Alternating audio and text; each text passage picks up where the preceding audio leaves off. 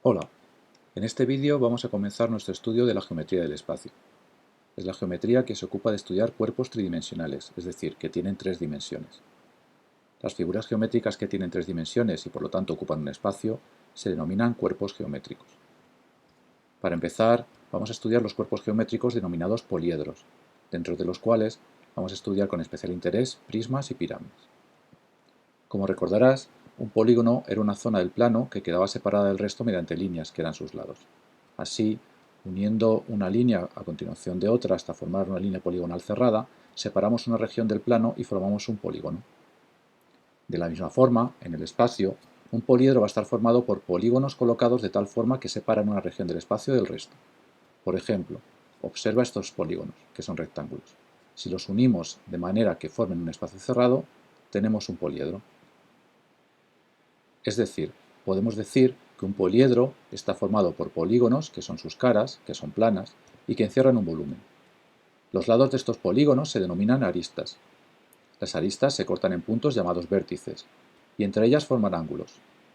Si trazamos un segmento de un vértice a otro no consecutivo, obtenemos una diagonal. Vamos a ver ahora la clasificación de los distintos tipos de poliedros. La primera clasificación que podemos hacer sería en poliedros convexos y poliedros cóncavos. Los poliedros convexos son aquellos en los que todas sus diagonales están dentro del propio poliedro. Aquí tienes un ejemplo de poliedro convexo. Por el contrario, en los poliedros cóncavos, alguna de sus diagonales queda fuera del poliedro, como ocurriría en este ejemplo que puedes ver. Otro tipo de poliedro muy importante es el de los poliedros regulares. En los poliedros regulares, todas las caras son polígonos regulares, de lados iguales, y además son todas idénticas. Otro aspecto que debe cumplir un poliedro regular es que en sus vértices coincide el mismo número de aristas. Solo hay 5 poliedros regulares convexos. Vamos a conocerlos. El primero es el tetraedro.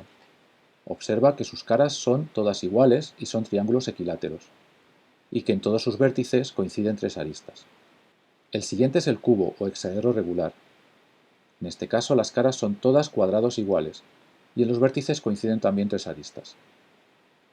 Además tenemos el octaedro, cuyas caras son 8 triángulos equiláteros, el dodecaedro, formado por 12 pentágonos regulares, y el icosaedro, formado por 20 triángulos equiláteros, todos ellos iguales.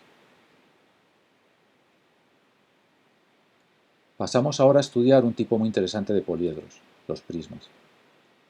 En la imagen puedes ver un prisma. Verás que es muy similar al que hemos utilizado para definir poliedros. De hecho, el prisma es posiblemente el poliedro más común que podemos encontrar a nuestro alrededor. Lo que diferencia a los prismas de otros poliedros es que los prismas tienen dos caras paralelas que llamamos bases. El resto de caras, formadas por las líneas que unen los vértices correspondientes de las bases, se denominan caras laterales. La distancia entre las dos bases se llama altura. Los prismas pueden clasificarse de distintas formas.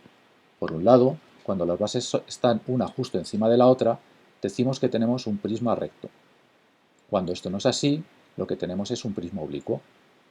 Además, podemos dar nombre a los prismas según los polígonos que forman sus bases. De esta forma, tendremos prismas triangulares cuando las bases son triángulos, prismas rectangulares cuando las bases son rectángulos, etc. Las figuras que puedes ver son un prisma hexagonal recto, en amarillo, y un prisma pentagonal oblicuo, en azul. Para terminar, vamos a estudiar otro tipo de poliedro muy importante, las pirámides. Todos sabemos cómo es una pirámide, pero vamos ahora a tratar de definir los elementos que las caracterizan. Obviamente las pirámides son poliedros, en los que una de sus caras es un polígono llamado base. Las demás caras, llamadas caras laterales, son triángulos, que tienen todos un vértice común, al que llamamos vértice de la pirámide. La distancia entre este vértice y la base es la altura de la pirámide. Como los prismas, las pirámides se pueden clasificar en rectas, cuando el vértice está justo encima del centro de la base, u oblicuas, cuando esto no es así. También podemos llamar a las pirámides en función del polígono que forma su base. Así tendremos pirámides triangulares, rectangulares, etc. Esto es todo. Espero que este vídeo os ayude a recordar las nociones básicas de poliedros, prismas y pirámides.